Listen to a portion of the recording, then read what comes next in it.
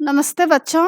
आज मैं आप लोगों को क्लास 12 वितान का चौथा पार्ट डायरी के पन्ने, जिनके लेखक एन फ्रैंक हैं, इनका मैं इजी रूप में एक्सप्लेनेशन करने जा रही हूं और एग्ज़ाम के लिए नीचे प्रश्न उत्तर भी दिया गया है। और बच्चों, इससे पहले क्लास 12 आरोह और वितान का मैं सारा वीडियो बना चुकी हूं, फुल एक्सप्लेनेशन, समरी और क्वेश्चन आंसर। तो उन सबको देखने के लिए आप ऊपर दिए गए आई बटन पर क्लिक करके देख सकते हैं, या नीचे दिए गए डिस्क्रिप्शन बॉक्स में देख सकते हैं, या प्लेलिस्ट में जाकर देख सकते हैं। और बच्चों, आप मुझे इंस्टाग्राम, फेसबुक और ट्विटर पर भी फॉलो कर सकते हैं। तो पाठ शुरू करते हैं। पाठ परिचय है। द्वितीय विश्व युद्ध के समय हॉलैंड के यहूदी परिवार को जर्मनी के प्रभाव के कारण अकल्पनीय यातनाएं सहनी पड़ी। तो द्वितीय विश्व युद्ध में किस तरह का वातावरण था, किस तरह से लोग डरे हुए थे, इसके बारे में बताया जा रहा है कि द्वितीय विश्व युद्ध के समय हॉलैंड के यहूदी परिवारों को जर्मनी के प्रभाव के कारण अकल्पनीय यातनाएं सहनी पड़ी, मतलब बहुत उन्हें कष्ट सहना पड़ा। यहूदियों ने इस मध्य तरह तरह के कष्ट सहे, गुप्त तहखानों में छिपकर जीवन रक्षा की, शारीरिक और मानसिक यंत्रणा सही, भूख, गरीबी और बीमारी देखी, ढेरों डंगरों जैसा अमानवीय जीवन जिया। जर्मनी के शासक ने गैस चैम्बर व फायरिंग स्क्वाड के माध्यम से लाखों यहूदियों को मौत के घाट उतारा। ऐसे समय में दो यहूदी परिवार एक गुप्त आवास, मतलब घर में 2 वर्ष तक छिपे रहे। इनमें एक था फ्रैंक परिवार, जिनमें माता पिता, 13 वर्षीय एन व उसकी बड़ी बहन मार्गेट 4 सदस्य थे, और दूसरे परिवार में वान दंपति और उनका 16 साल का बेटा पीटर 3 सदस्य थे। 8वें व्यक्ति मिस्टर डसेल थे। इन लोगों को फ्रैंक साहब के ऑफिस में काम करने वाले ईसाई कर्मचारियों की भरपूर मदद मिली। एन ने गुप्त आवास में बिताए 2 वर्षों का जीवन अपनी डायरी में लिपिबद्ध किया है। वह डायरी 2 जून 1942 से 1 अगस्त 1944 तक लिखी गई है। 4 अगस्त 1944 को किसी की सूचना पर ये 8 लोग पकड़ लिए गए थे। सौभाग्य से यह डायरी पुलिस के हाथ नहीं लगी। 1945 में एन की अकाल मृत्यु हो गई। एन की मृत्यु के बाद उसके पिता ओटो फ्रैंक ने इसे 1947 में प्रकाशित कराया। अपनी डायरी में एन ने ये चिट्ठियाँ अपनी किट्टी नामक उस गुड़िया को संबोधित की है जो उसे अच्छे दिनों में जन्मदिन पर उपहार में मिली थी। इस डायरी में भय, आतंक, भूख, प्यास, मानवीय संवेदनाएं, प्रेम, घृणा, बढ़ती उम्र के तकलीफ़ें, हवाई हमले के डर, पकड़े जाने का लगातार डर, 13 साल की उम्र के सपने, कल्पनाएं, बाहरी दुनिया से अलग थलग पड़ जाने की पीड़ा, मानसिक और शारीरिक ज़रूरतें, हंसी मजाक, युद्ध की पीड़ा, अकेलापन, सभी कुछ है। यह डायरी यहूदियों पर ढाए गए जुल्मों का जीवंत दस्तावेज है। बुधवार 8 जुलाई 1942। देखिए इसमें क्या लिखा है। प्यारी किट्टी, मेरे जीवन में रविवार को जो परिवर्तन आया है उससे तुम परिचित नहीं हो। मैं जिंदा तो हूँ, लेकिन किन परिस्थितियों में हूँ यह मत पूछना। मैं प्रारंभ से बताती हूँ कि रविवार की दोपहर क्या हुआ था। अब इसमें घटना बताया जा रहा है इस पत्र में कि 3 बजे के लगभग मैं अलसाई सी बालकनी की धूप में बैठी पढ़ रही थी कि मेरी बहन मार्गेट ने धीमी आवाज़ में बताया कि पापा को एएसएस से बुलाए जाने का नोटिस मिला है। माँ पापा के बिजनेस पार्टनर व अच्छे दोस्त वान दान को देखने गई है। बुलावे की बात सुनकर मैं अवाक रह गई। बुलावे का अर्थ है यातना शिविर का नारकीय जीवन। माँ वान दान से पूछने गई हैं कि कल ही दोनों परिवार छिपने की जगह चले। पापा यहूदी अस्पताल में किसी को देखने गए हैं। माँ और पापा का इंतजार करना पड़ रहा है। तभी माँ व वानदान भीतर आए और अपने पीछे दरवाज़ा बंद कर दिया। मैं और मार्गेट बेडरूम में बैठे बात कर रहे थे। घर में किसी और को अंदर नहीं आने दिया क्योंकि माँ व वानदान अकेले में बात करना चाहते थे। मार्गेट ने बताया कि बुलावा पापा के लिए नहीं अपितु खुद उसके मार्गेट के लिए था। मैं तो चीख पड़ी क्योंकि मेरी बहन 16 वर्ष की थी। मेरे दिमाग में यह प्रश्न कुलबुला रहा था कि हम इन परिस्थितियों में कहाँ छिपेंगे, शहर या घर अथवा तहखाने के कुछ पता नहीं था। अब हम दोनों बहनों ने बहुत आवश्यक सामान एक थैले में भरना शुरू कर दिया। मैंने डायरी, कलर, रुमाल, स्कूली किताबें, एक कंघी और कुछ पुरानी चिट्ठियाँ थैले में रख ली। इसके बाद हमने मिस्टर क्लीमेन को फ़ोन करके शाम को उन्हें अपने घर बुलाया। मिस्टर वान मिएफ को लेने चले गए थे। मिएफ आई और रात को फिर आने का वायदा करके चली गई। वे भी अपने साथ रात को सामान से भरा एक थैला लेकर आई। हम इतने आतंकित मतलब डरे थे कि किसी ने भी खाना नहीं खाया। मिएफ और जॉन गिएज रात को 11 बजे आए। मिएफ 1933 से पापा की कंपनी में काम कर रही थी, अतः ये पति पत्नी पापा के अच्छे मित्र थे। बहुत सा छोटा मोटा सामान अपनी जेबों में भरकर और बैग लेकर 11:30 बजे ये दंपति चले गए। इस रात मुझे गहरी नींद आ गई। मैं प्रातः 5:30 बजे उठी। दिन में थोड़ी ठंड थी, अतः हमने अपने शरीर पर बहुत अधिक कपड़े पहन लिए क्योंकि हम अधिक से अधिक कपड़े ले जाना चाहते थे। ऐसी स्थिति में कोई यहूदी सूटकेस लेकर तो जा नहीं सकता था। मैंने शरीर पर इतने कपड़े पहन रखे थे कि मेरा दम घुटने लगा था। मिएफ ने अपने थैले में स्कूली किताबें ठूस ली। वह अपनी साइकिल लेकर मिएफ की निगरानी में अज्ञात जगह के लिए चली गई। 7:30 बजे अपनी बिल्ली मुर्तजे को छोड़कर हम भी अज्ञात स्थान को चल दिए। तुम्हारी एन। गुरुवार 9 जुलाई 1942। प्यारी किट्टी। अब देखिए गुरुवार 9 जुलाई 1942। फिर दूसरी चिट्ठी है। प्यारी किट्टी, मैं मम्मी पापा बड़े बड़े थैले और शॉपिंग बैग लेकर तेज वर्षा में भीगते हुए घर से निकले थे। हम कोई वाहन नहीं ले सकते थे। सुबह सुबह अपने काम पर जाने वाले लोग हमें लाचार दृष्टि से देख रहे थे। जब हम गली में पहुंच गए तब पापा मम्मी से सुना कि हमें 16 जुलाई को अज्ञातवास के लिए जाना था। बुलावे के कारण कुछ दिन पहले चलना पड़ा। पापा के ऑफिस की इमारत में ही छिपने की जगह बनाई गई थी। पापा के ऑफिस में थोड़े से आदमी कार्य करते थे। उनको कुछ भी बताया नहीं गया था। इस इमारत में भूतल पर गोदाम था। यहीं इलायची, लौंग, काली मिर्च आदि पीसे जाते थे। गोदाम से सटा हुआ एक बाहर का दरवाज़ा है जो ऑफिस का प्रवेश द्वार है। सीढ़ियाँ चढ़कर ऊपर पहुँचने पर एक और द्वार है जिस पर शीशे की खिड़की है जिसमें से आर पार नहीं देख सकते। इस पर काले अक्षरों में कार्यालय लिखा है। इसी बड़े से कमरे में दिन के समय मिएफ और मिस्टर क्लीमेन काम करते हैं। एक छोटे से गलियारी में दमघुटू अंधियारी से युक्त एक छोटा सा कमरा बैक ऑफिस है। यही मिस्टर कुगलर और वान दान बैठते थे। मिस्टर कुगलर के ऑफिस से निकलकर तंग गलियारे में 4 सीढ़ियाँ चढ़कर प्राइवेट ऑफिस है। यहाँ फर्नीचर, फर्श, कालीन, रेडियो, लैंप सब कुछ उत्तम है। बड़े से रसोई घर में हीटर और गैस के 2 चूल्हे हैं। पास ही शौचालय है। यह पहली मंजिल का नक्शा है। नीचे की सीढ़ियाँ वाले गलियारे से दूसरी मंजिल को रास्ता है जो गली की तरफ खुलता है। सीढ़ियों के ऊपर बनी जगह से हमारी गुप्त एनेक्सी की ओर एक द्वार है। गुप्त मार्ग से ऊपर पहुंचकर फ्रैंक परिवार का कमरा आता है। एक छोटा सा कमरा हम दोनों बहनों का है।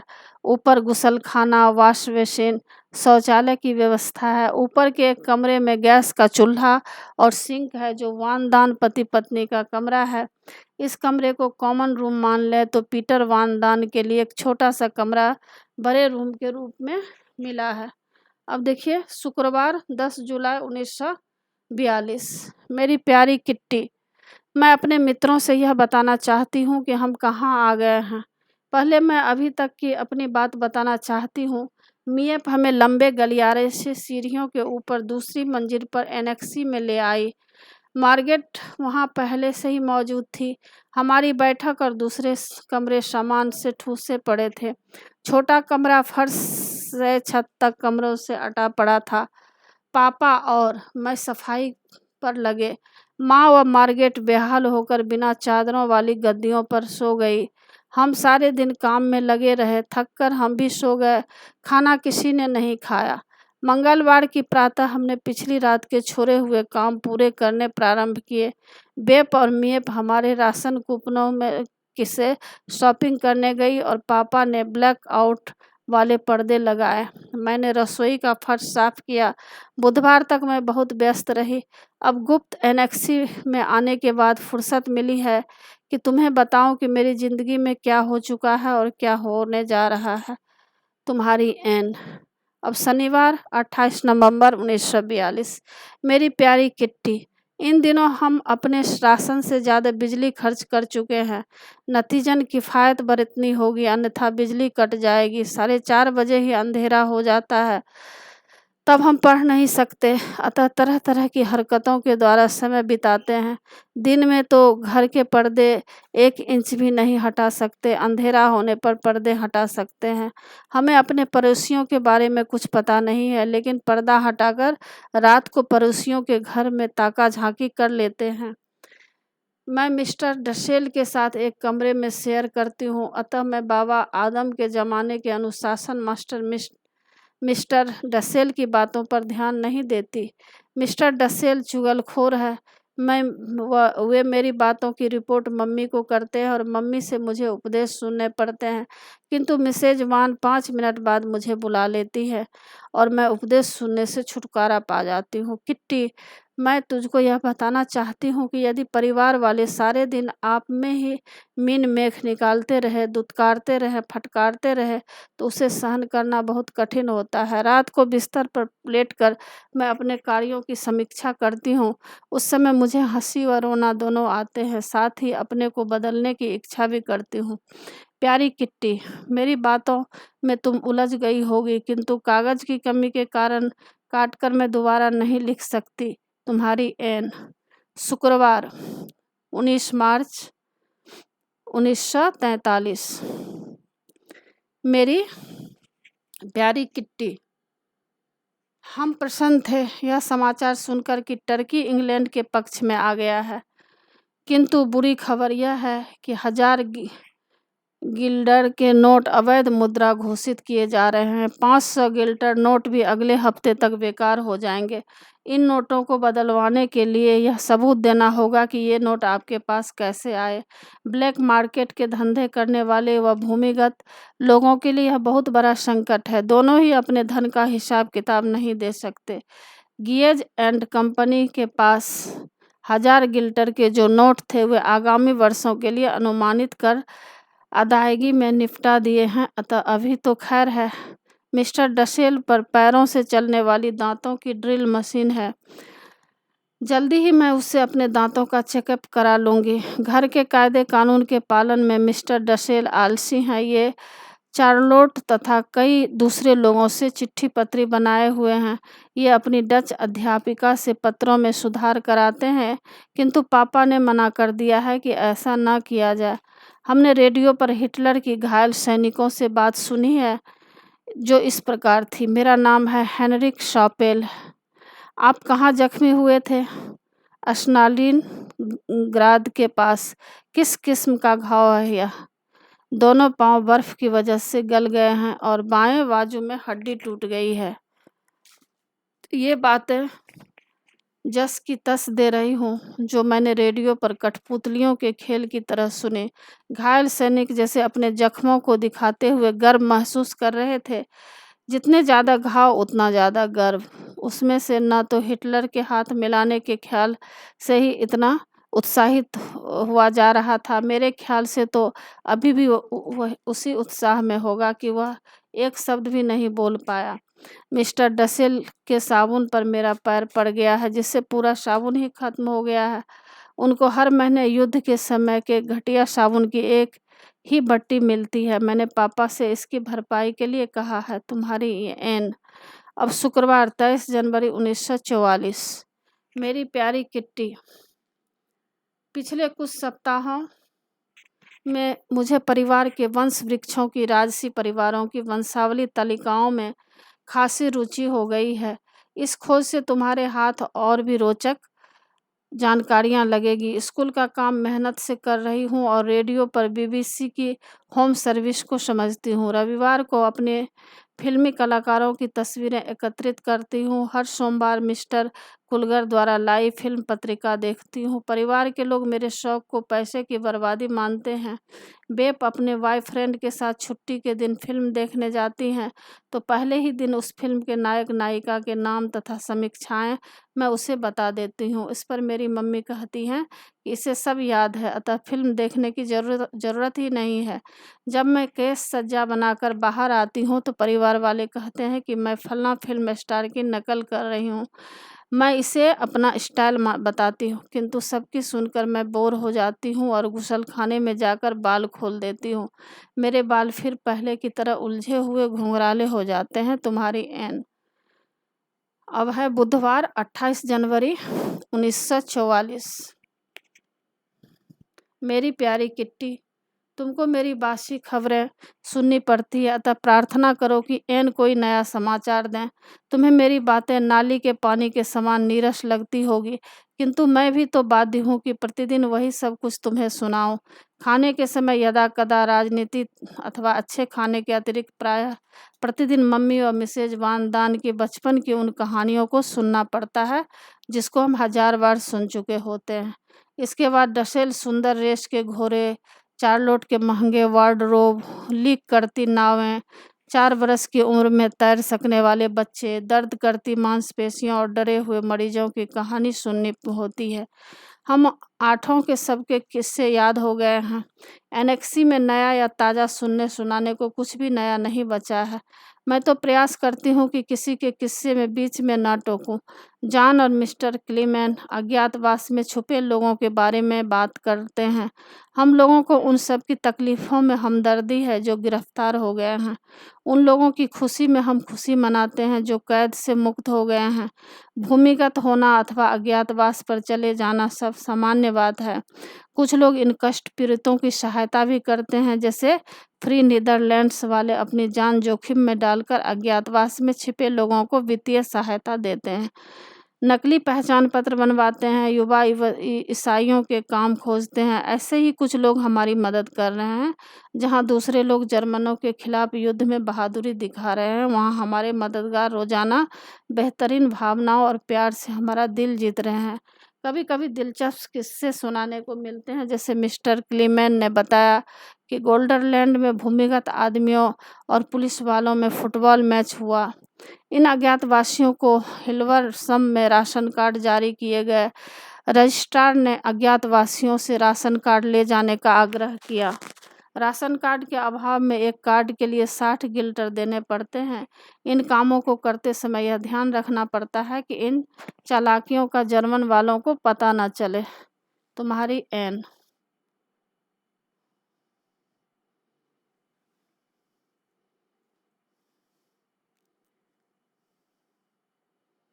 अब मंगलवार 11 अप्रैल 1944।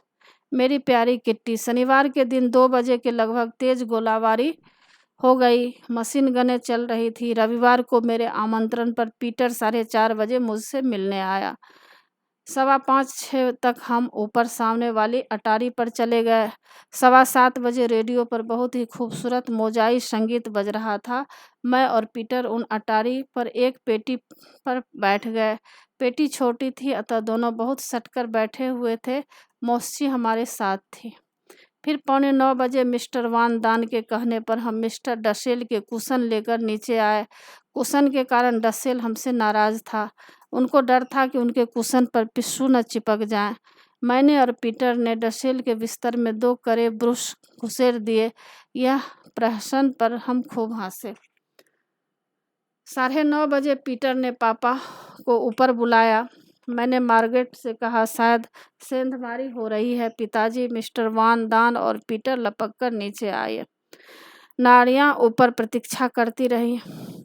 एक धमाका हुआ और हम बहुत डर गए। 10 बजे पापा ऊपर गए। उनका चेहरा पीला था।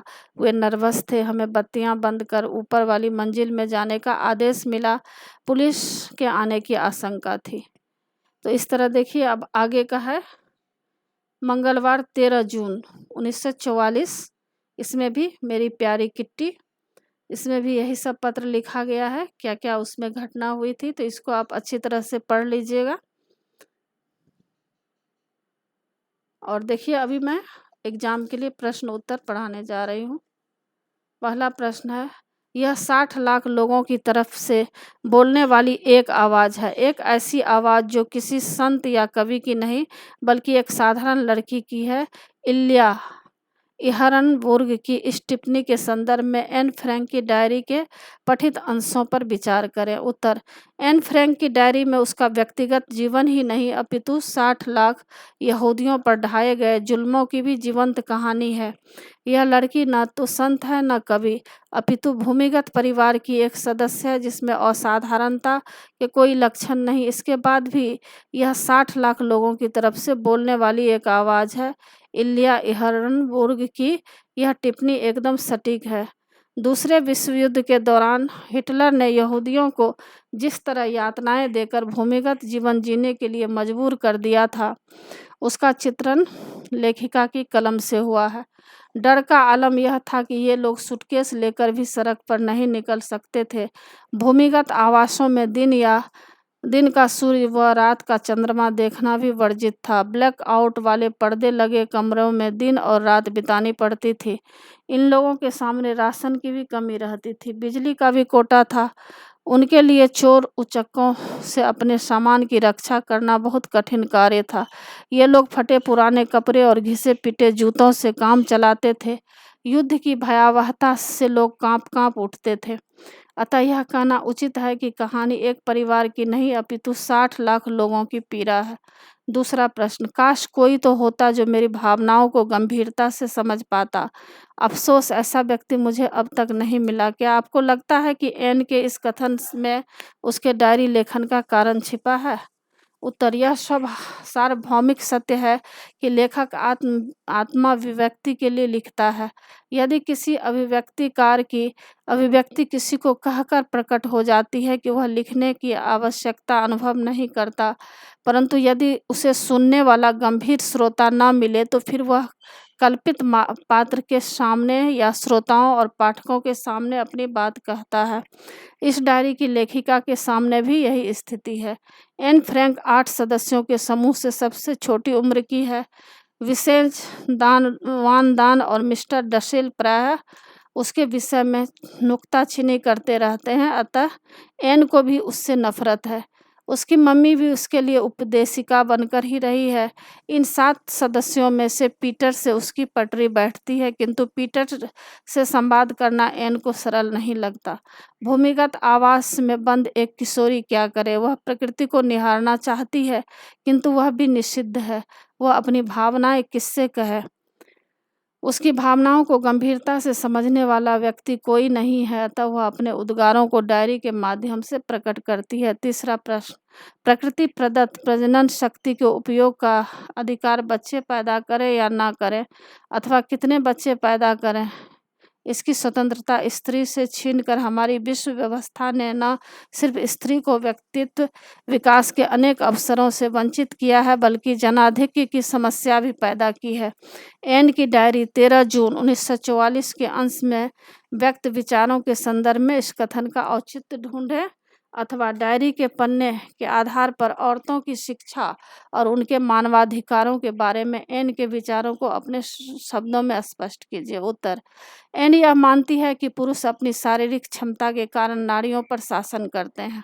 वह यह मानती है कि नारियों को उचित सम्मान नहीं मिल रहा है। नारी बच्चे को जन्म देने के समय जो पीड़ा व कष्ट सहती है, वह युद्ध में लड़ने वाले सैनिकों से कम नहीं है। औरतों ने अपनी बेवकूफ़ी के कारण कष्ट, उपेक्षा और सम्मान को सहन किया है। औरतों को उनके हिस्से का सम्मान मिलना चाहिए। एन यह तो नहीं कहती कि औरतों को बच्चे जन्ना बंद कर देना चाहिए, क्योंकि प्रकृति चाहती है कि औरतें यह कार्य करती रहें। वह समाज में खूबसूरत और सौंदर्यमयी औरतों के योगदान को बहुत महान मानती है। वह यह भी मानती है कि आने वाली शताब्दी में औरतों के लिए बच्चा पैदा करना अनिवार्य कार्य नहीं होगा। शताब्दी बदल चुकी है। भारत जैसे परंपरावादी राष्ट्र में भी औरतें औरतों की स्थिति में ज़बरदस्त बदलाव आया है। यह सत्य है कि अशिक्षित व ग्रामीण समाज में अभी भी स्त्रियां पुरुषों के शासन में रहकर कार्य करती हैं, किंतु शिक्षित समाज में स्त्री की स्थिति पुरुषों से भी बेहतर है। वह घर, परिवार, समाज, समूह, राष्ट्र सभी जगह सम्मान पा रही हैं। अब बालक पैदा करने या न करने का अधिकार नारी ने अपने हाथ में ले रखा है। अतः एन की डायरी में वर्णित स्त्री की दशा की तुलना में भारतीय नारी की स्थिति बहुत अच्छी है। चौथा प्रश्न है, एन की डायरी अगर एक ऐतिहासिक दौर का जीवंत दस्तावेज है तो साथ ही उसके निजी सुख दुख और भावनात्मक उथल पुथल का भी। इन पृष्ठों में दोनों का फर्क मिट गया है। इस कथन पर विचार करते हुए अपनी सहमति या असहमति तर्कपूर्वक व्यक्त करें। अथवा एन की डायरी एक ऐतिहासिक दौर का जीवंत दस्तावेज है, इस पर अपने विचार प्रकट कीजिए। अथवा डायरी के पन्ने पाठ के आधार पर बताइए कि एन की डायरी उसके सुख दुख का भावनात्मक दस्तावेज भी है। उत्तर, डायरी लेखक जब अपने जीवन की गाथा लिखता है तो उसके आसपास का वर्णन भी स्वाभाविक रूप से होता है। एन एक सामान्य सी लड़की है, अतः वह अपने निजी सुख दुख और भावनात्मक उथल पुथल का वर्णन करती, किंतु वह जिस परिवेश में रह रही है वह सामान्य नहीं है। द्वितीय विश्व युद्ध का भयावह समय है। जर्मनी ने हॉलैंड पर अधिकार कर लिया है। ब्रिटेन हॉलैंड को मुक्त कराने के लिए प्रयत्नशील है। यहूदियों पर भयंकर अत्याचार हो रहे हैं, जिसके कारण एन का जीवन भी अभावमय व कष्टमय है। अतः जब वह अपने निजी जीवन के सुख दुख और भावनात्मक उथल पुथल का वर्णन करती है तो साथ ही ऐतिहासिक घटनाएं भी आ जाती है, यथा अज्ञातवास में जाने का कारण बुलावा, आवास में जर्मनों के भय से दिन रात अंधकार रखना, युद्ध के अवसर पर राशन बिजली का अभाव, टर्की की तटस्थता की घोषणा, ब्रिटेन से हॉलैंड को मुक्त कराने के प्रयास, हिटलर का सैनिकों से साक्षात्कार, एक एक दिन में 350 वायुयानों द्वारा 550 टन गोला बारूद बरसाना, कुछ डच नागरिकों को ब्रिटेन के बारे में सोच आदि घटनाएं ऐतिहासिक दौर की जीवंत घटनाएं हैं। अतः यह कथन सत्य है। पांचवा प्रश्न है, अज्ञात एन ने अपनी डायरी किट्टी को संबोधित चिट्ठी की शक्ल में लिखने की जरूरत क्यों महसूस की होगी? उत्तर, अज्ञातवास में 8 सदस्य रह रहे हैं। एन उनमें सबसे कम उम्र की किशोरी है। उसकी आयु ऐसी है जब भावनाओं का वेग बहुत अधिक होता है। उसे किसी के साथ बतियाने की इच्छा होती ही होगी। इन सदस्यों में से कोई भी उसकी भावनाओं को समझने वाला नहीं है। उसे ऐसे व्यक्ति की तलाश है, किंतु भूमिगत आवास के कारण बाहर निकलना संभव नहीं है। इन 8 सदस्यों की बातचीत के विषय ऐसे होते हैं जिनको वह हजारों बार सुन चुकी है। मिस्टर डिशेल व मिसेज वान दान प्रायः उस पर तरह तरह के आरोप लगाते हैं। उसकी मम्मी उपदेश की घुट्टी पिलाती है। ऐसे में एन क्या करे? विवश होकर वह अपनी गुड़िया किट्टी से ही बतियाने लगती है। उसकी यह बातचीत ही डायरी के पन्ने बन गए हैं। डायरी के पन्ने वे चिट्ठियां हैं जो उसने गुड़िया किट्टी को लिखी है। अन्य महत्वपूर्ण प्रश्न है, युद्ध काल में सेंधमारों के दुस्साहस के बारे में एन क्या लिखती है? अथवा डायरी के पन्ने पाठ के आधार पर एन द्वारा वर्णित सेंधमारों वाली घटना का वर्णन अपने शब्दों में कीजिए। उत्तर, युद्ध काल में सेंधमारों के कारण जनजीवन कितना कष्टमय हो गया था, इसके विषय में एन लिखती है, डॉक्टर अपने मरीजों को नहीं देख पाते क्योंकि उन्होंने पीठ मोड़ी नहीं कि उनकी कारें और मोटरसाइकिलें चुरा ली जाती है। चोरी चकारी इतनी बढ़ गई है कि डच लोगों में अंगूठी पहनने का रिवाज तक ही नहीं रह गया है। छोटे छोटे बच्चे 8-10 बरस के होंगे, लेकिन लोगों के घरों की खिड़कियां तोड़कर घुस जाते हैं और जो भी हाथ लगा उठा ले जाते हैं। लोग 5 मिनट के लिए भी अपना घर छोड़ने की हिम्मत नहीं कर सकते हैं, क्योंकि लौटने पर उन्हें घर में झाड़ू फिरे मिलेगी। चोरी गए टाइपराइटरों, ईरानी कालीनों, बिजली के चलने वाली घड़ियों, कपड़ों आदि की लौटाने के लिए अखबारों में इनाम के विज्ञापन आए दिन पढ़ने को मिलते हैं। गली गली नुक्करों पर लगी बिजली से चलने वाली घड़ियां लोग उतार ले गए और सार्वजनिक टेलीफोन का पुर्जा गायब हो चुका है। तो बच्चों इसी के साथ पाठ की समाप्ति होती है। आशा है आप लोगों को सारा पाठ अच्छी तरह समझ में आ गया होगा और एग्ज़ाम के लिए तैयार कर लीजिएगा। और बच्चों आप मेरे चैनल देवज नागरी को ज़रूर सब्सक्राइब कीजिएगा और सब्सक्राइब के बगल में बेल आइकन बटन है, उसे क्लिक कीजिएगा, लाइक कीजिएगा और शेयर कीजिएगा। कमेंट्स ज़रूर कीजिएगा कि आपको यह पाठ कैसा लगा। नए पाठ के साथ फिर मैं मिलूँगी बच्चों। धन्यवाद।